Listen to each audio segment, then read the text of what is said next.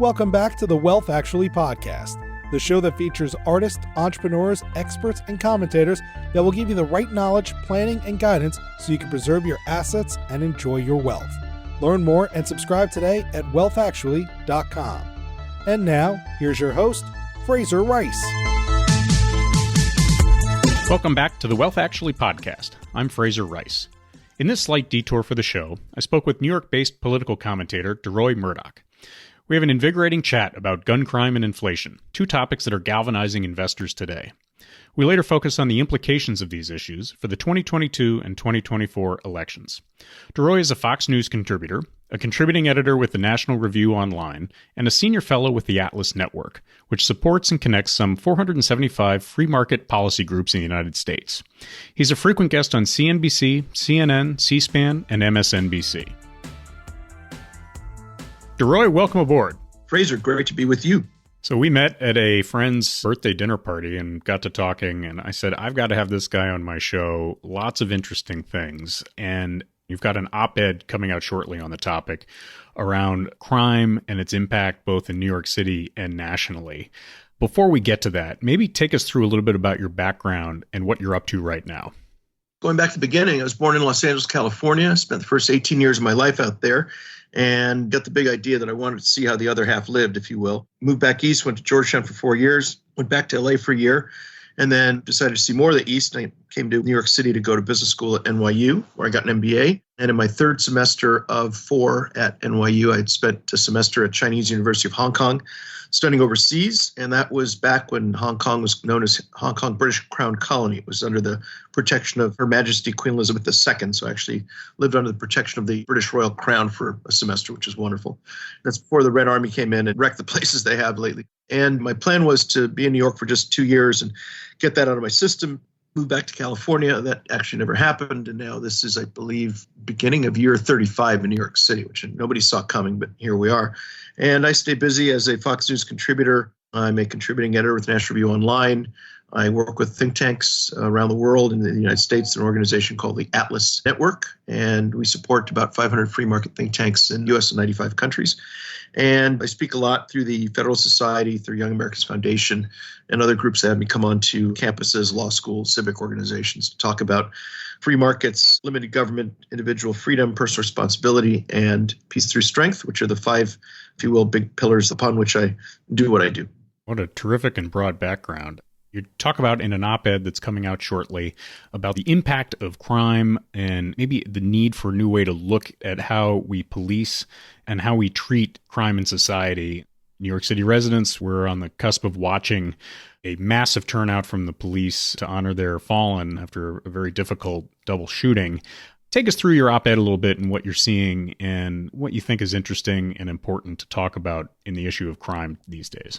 I think it's really top of mind for a lot of people these days, along with inflation. I think those seem to be the two biggest problems on people's minds these days. My headline is Fight Crime, Arm the American People, and I'll get to the conclusion there in a bit. But I think what really is disturbing people more than the crime wave we saw back in the 1990s, 1970s, when a lot of crime was things like drive-by shootings, killings related to drug deals that went south, gang shootings of other gang members. So not always, but often, if you stayed out of crime and you didn't deal drugs, you probably would be okay. Now we're seeing these incredibly, totally random killings of people who have absolutely no connection to the perpetrators. So we've seen people pushed onto the subways who are just minding their business. They're not getting into altercations with the bad guys. They're standing there waiting to go to work, and somebody comes along into Times Square at 9:30 in the morning and shoves somebody onto the subway tracks, and that person's run over and killed. We saw this poor young lady in Southern California working in a furniture store in Hollywood, and somebody went in and stabbed her to death. She was a graduate student at UCLA. So you're seeing this total mayhem, victimizing people who have absolutely nothing to do with the people who are coming after them. And I think that makes things a lot much scarier than if you are in organized crime and you think, okay, well, I've decided to have a life of crime. I know what the risks are. I might get killed. This is people just going about their business and they end up in caskets. So I think that's horrifying. Another aspect of this is that many of these instances, the perpetrators are homeless. I use the word homeless in quotes. And we really need to have a conversation in this country about the term homelessness. There certainly are some people who may not have paid their rent or fallen behind on their mortgage payments or whatever, and are sleeping under bridges or whatever. But homelessness is a euphemism. It really is a term we use to comfort ourselves, which is a lot easier to use and a lot easier to think about than what the problem really is, which is outdoor lunatics. We're dealing with people who are mentally ill, paranoid schizophrenics, people with severe drug addiction, chronic alcoholism, and that's the problem. And the unfortunate thing about using the term homelessness is we think, well, people lack housing, so let's create housing. So we run out and build a 10-story structure of affordable housing, and then we wonder, well, how come the streets are still filled with homeless people? Well, it's because it's not that they need housing. What they desperately need is to be put in mental hospitals, be given serious psychiatric care, very strong pharmaceuticals, and maybe then they can get their lives turned around. But sitting around thinking, well, if we could just lower the rents by 10%, we'll get rid of the homeless problem. That's nonsense. It'd be like if somebody came to me if I were a doctor and this person had congestive heart failure, and I said, oh, don't worry, here's some skin cream for your eczema. And I'd feel good, the other person would feel good, and we all can walk away thinking that the skin cream will take care of the problem. Well, great. Problem is the person still has a heart that's slowly but surely dying. And unless we seriously address these outdoor mentally ill people, we're never going to correct the so-called homelessness problem. And the third conclusion I make in this op-ed is that we're now in a situation where the American justice system has collapsed. We have police who very much want to do their jobs, but they can't. Their hands are tied because of the demoralize the police, demonize the police movement, which the left perpetrated. A lot of cops are scared to do their jobs. If they arrest people, that person could be the next Derek Chauvin, the next person being arrested, the next person being sued, fired, what have you. So they observe crime. They're now in the business of watching crime happen. I don't blame them. I think they're victims of this terrible left-wing campaign to vilify them. Then we have a bunch of prosecutors like here in New York City, Alvin Bragg. We have George Gascon in LA. We've got Chesa Boudin in San Francisco. These are far left, I think, truly Marxist prosecutors who are funded by George Soros, the closest thing to real life James Bond villain as I've ever seen. And these people are busy saying, well, we're not going to enforce this crime. We won't enforce that crime. We're going to lower the sentences we seek for other crimes. Alvin Bragg here in New York said that he doesn't want to see anybody in his office sentenced for more than 20 years, including for murder. So you kill somebody, you get 20 years, you're probably out in 10 or 12. Maybe for some people, that's pretty good math. We've got certain judges who like that, are happy to throw the jail cells open. Others want to enforce the law, but their hands are tied because of things like so-called bail reform and all that. So we're in a situation where we basically have no justice system anymore. And I think the answer to this is the American people need to arm themselves. We need to make it as easy as possible for law-abiding people to get guns and ammo and protect themselves from these monsters. And I say that in two senses. One, that you can brandish your weapon, just walk out of the holster, very often scare them away. And if one of these guys comes after you with a rap sheet, doesn't mean well and wants to hurt you or kill you, take him out. Take your gun out, waste him, and we're done with it. And we don't have to worry about these people doing it over and over and over again, going to jail for a couple of days, getting back out, raping or killing somebody else, going to jail for a couple hours, getting back out and doing it again. At some point, if the American justice system is not going to take care of these people, the American people have to do it. And if that means that these evil criminal thugs need to be eliminated from society, I'm 100% for that. And the sooner we can do this, the better.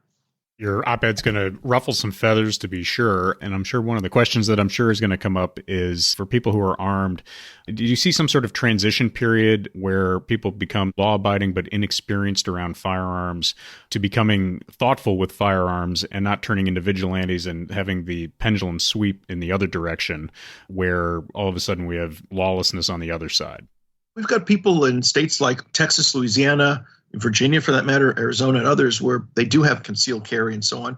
And you very rarely hear about, almost never hear about people who've got concealed carry and legal gun permits thinking, oh, let's go out and waste some criminals today. If they're confronted and people are acting up and doing things they shouldn't, people have stepped in and saved themselves. There was a case, I think, in Texas where somebody walked into a church and was about to do one of these mass homicide situations. And one of the parishioners just got up one of the pews. He had really good aim. He shot the guy and the thing was done in 10 seconds. End of story.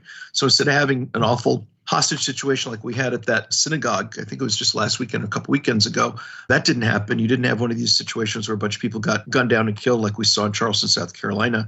Dylan Roof, I think, was the gunman there. That was maybe 8-10 years ago. That happened. Somebody just got in, took care of the situation. The perpetrators in a box, and everyone got on with their lives. And that was the kind of swift citizen justice I think we need. I'd love for people to be able to wait 20 minutes for the cops to show up. A lot of people don't have 20 minutes for that to happen, especially now with so many police departments depleted with so many cops having resigned. People are not getting on the force. Other places where, thanks to these absurd and ridiculous COVID-19 mandates, cops are getting fired because they've not been vaccinated, and so on and so on. So we've reached a point where we American people just need to take care of ourselves. Where does the role of broken windows and the concept of preemptive policing come in? And how do you think about that in terms of the counter-argument on the front that, well, it creates a racial imbalance with regard to policing and arrests and data that seems to back that up? I go to my CVS and my Walgreens, et cetera, and I'm frustrated that I essentially have to have an escort to go and pick up a set of razors. And this is all by virtue of the fact that we've now got essentially a systemic shoplifting problem in New York City, where the major drug purveyors and even supermarkets at this point just let shoplifting happen because of a real distortion that I think has happened in the system. And I'm angry at that because this is not how people should behave. And so broken windows, which seem to have a very positive impact on New York City's crime enforcement and statistics back in the 90s and into the 2000s, and then has had a bit of revisionist history saying that it's created a racially disparate impact. How do you think about that in terms of both your gun solution and in policing generally?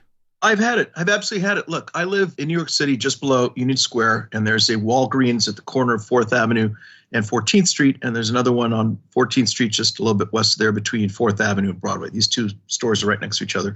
The Walgreens is going to close in a couple of weeks. I don't know if that has to do with shoplifting or not, but maybe it's just because the two stores are owned by the same company. They're right next to each other. In any case, I was out just last night at the Duane Reade on 14th Street, and some guys walking out of the big trash bag. And there's a little scuffle that ensues, and it turns out that the guy had an entire trash bag full of diapers, Pampers, Huggies, and was going to steal them and go sell them, I suppose. And they were able to yank this trash bag out of his hands. He turned around and walked away and kind of laughed at them. They said apparently he's been there before. Some other guy came in a couple minutes later, and they scared him off because apparently he'd been shoplifting before. I was outside the Walgreens on the other corner about a week ago. And just as I was about to walk in, one of the security guards was fighting with some other guy who had a bag full of merchandise, and he was trying to run off with that. So this has become a real problem. I know that stores have been closing in San Francisco. I think something like a dozen or so Walgreens and other drugstores have closed because they've been ripped off. This shoots prices up. Stores close. People have less access to everything from groceries to deodorant to drugs. I mean, imagine you're somebody 75, 80, 90 years old. You need to go get your heart medication.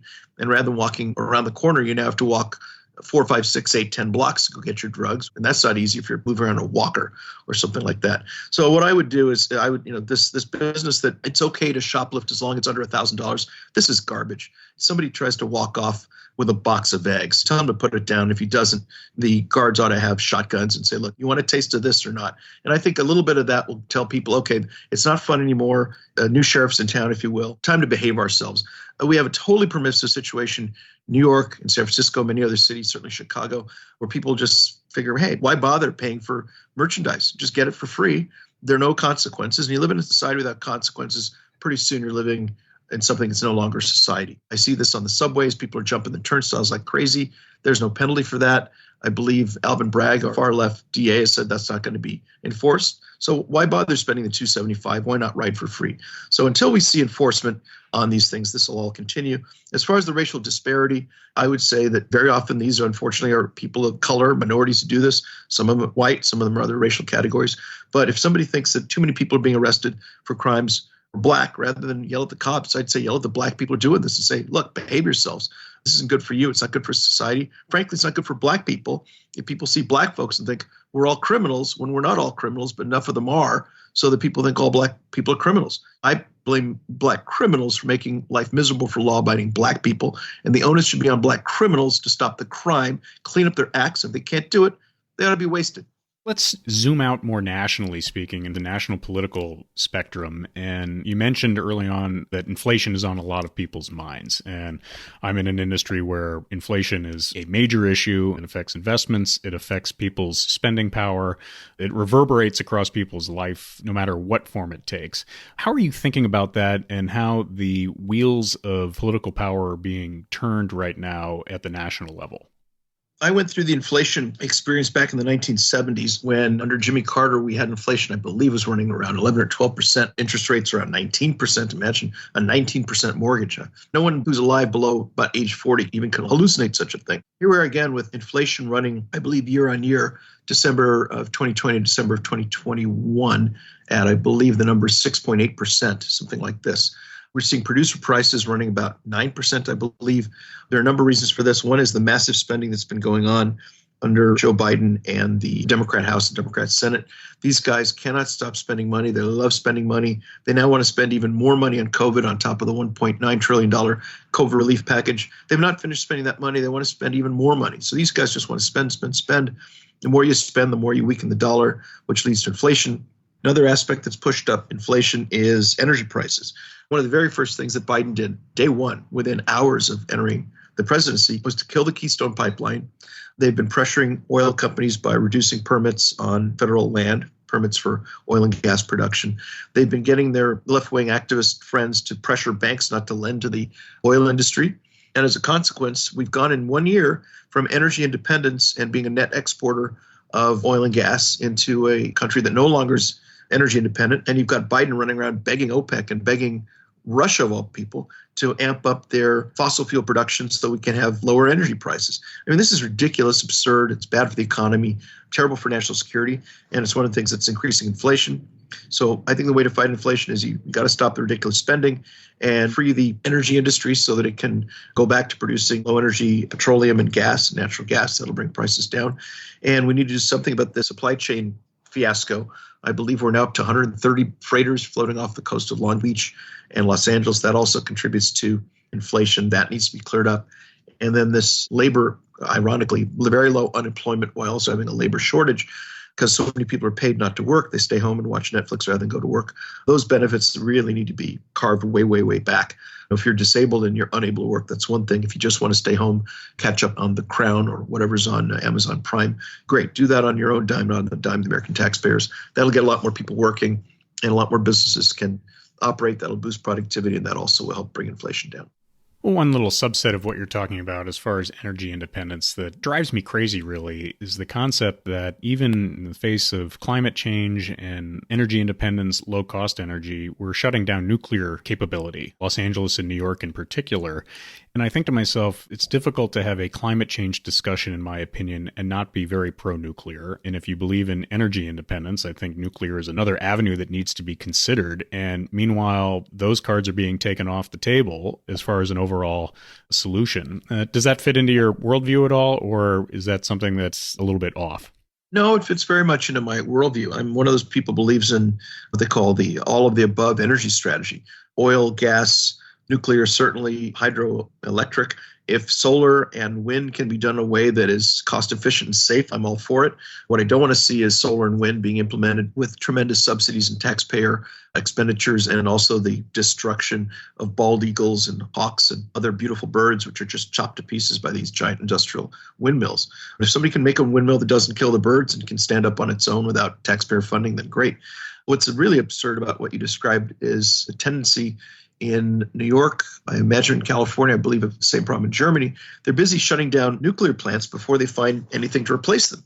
So God forbid, August of this year, if it's 95 degrees, everyone's got air conditioning running and all that, hot and humid, and all of a sudden the grid is desperate for more power, and the nuclear power plant that used to be up the Hudson River, Indian Point, I believe is what it was called, if I remember the name correctly, I believe that's offline and not replaced with anything. Maybe the magic wands will come out, or maybe the leprechauns will come out and produce all the surge electricity we need at the time. I don't see anything like that. I know that there was an effort to bring in a natural gas line. Former Governor Cuomo didn't like that. It would have brought natural gas in from the Balkan Shale out in Pennsylvania. He was opposed to this. He's against fracking in New York State, so we can't frack our own gas. Can't get a pipeline to bring in the natural gas from Pennsylvania. There was an idea of bringing in liquefied natural gas through a boat connection out in Long Island Sound. He nixed that. Then the next question was, well, can you bring in power lines from Canada? No, we don't want any power lines. So which is it? He's against any kind of alternative to Indian Point, other than windmills, which don't really work so well in this environment. And then I suppose solar, which isn't such a great idea in a place like this where so far north that in the wintertime you don't have that much light. We're not Arizona. We have a lot of cloudy, rainy days. And these solar panels are not installed anyway. So even if you like that idea, maybe the idea is put them in. And then once you've got that alternative source of energy, then you shut down the nuclear plant. His idea is almost like the invasion of Afghanistan. You pull the soldiers out first and then figure out what to do with the civilians who are left behind. The Cuomo Democrat far left idea is get rid of the nuke plants.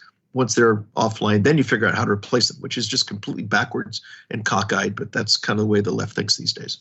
Let's talk a little bit about the ramifications of these policies on the midterms and the national elections. What is the state of the union, as it were, nationally speaking? You've got a Biden administration that is under some duress with a variety of different problems, and you've got, looks like, some building momentum on the Republican side of things to take back parts of the House, if not both the Senate and the House itself.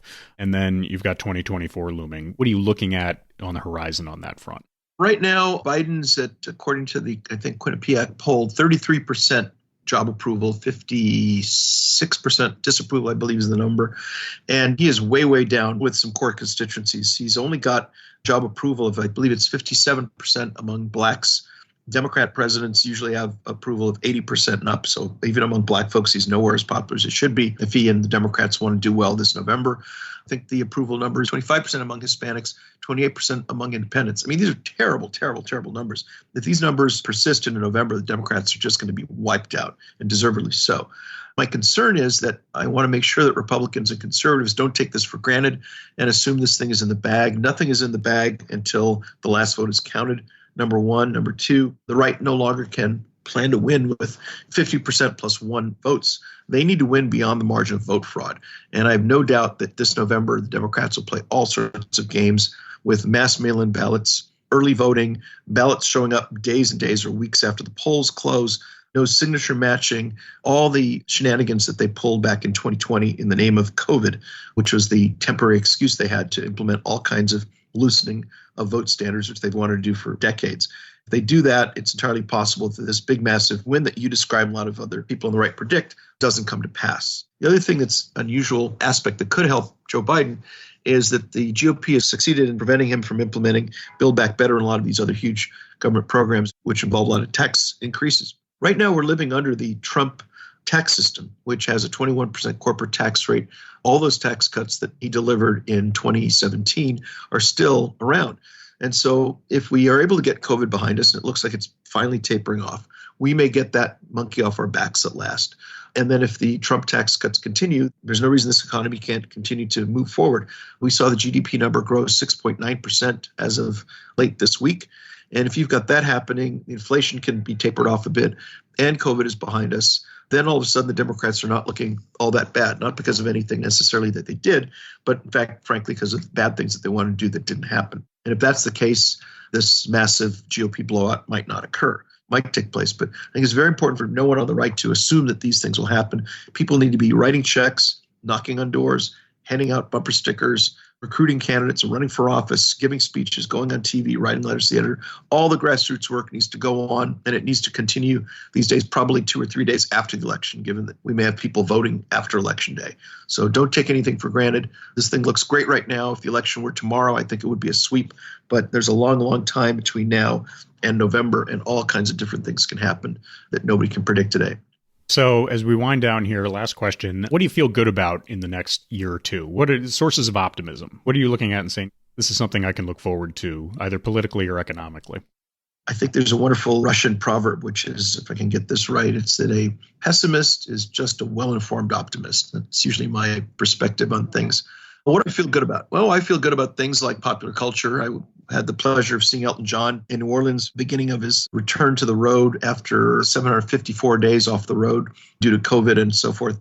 Elton John's Farewell Yellow Brick Road tour is happening and goes on until sometime into 2023, I believe. So you have the opportunity to see Sir Elton perform. He did a great show, and I love that. We've got Jazz Fest coming up, I hope, unless there's some complication thanks to the lockdown-itis of Mayor Cantrell down there. But assuming Jazz Fest happens, that'll be wonderful. And most of us still have our family, friends, and loved ones we can still spend time with them even as the political situation looks more and more ominous by the day. So all that's going on. And I think people believe in freedom, free markets, limited government. I think generally in a forward stepping position, if you will, seem to feel like we have a lot to offer given what a mess things are today. And if people are inclined like that, I hope they will stay informed, active, engaged, and continue to fight for individual freedom, personal responsibility, limited government, free enterprise, and peace through strength. I'm going to have your op-ed in the show notes, and we'll connect to that. But how do people stay in touch with you? How do they follow you? How do they read your work? You can see a lot of my stuff at foxnews.com. National Review Online has an archive of articles going back to about the year 2000. My pieces also appear at Newsmax, Town Hall, American Spectator, and Spectator World, which is the U.S. version of the Spectator in London. Also, Trump Train News and DEROYMURDOCK.com have pieces I write specifically for them. And I'm on Fox News Channel usually a couple times a week. And then on Bill Martinez's radio show every week. That's about 300 stations carry him. If you live in the St. Louis area, I'm on Annie Fry's show every Wednesday afternoon at about 1:05 Central Time. And then I appear on podcasts like yours and others. I guess the easiest thing to do if you want to find me is Google my name. You'll see all sorts of stuff going all the way back, probably the last 20, 25 years. DeRoy, thank you for coming on. Interesting viewpoints and a lot to chew on. Very good, Fraser. Great to be with you. Thank you. Thank you for listening to this episode of Wealth Actually, hosted by Fraser Rice, author of the book Wealth Actually and a leading private wealth manager. Head on over to wealthactually.com where you can subscribe to this podcast, get your own copy of the Wealth Actually book, and connect with Fraser directly. We'll see you next time on Wealth Actually.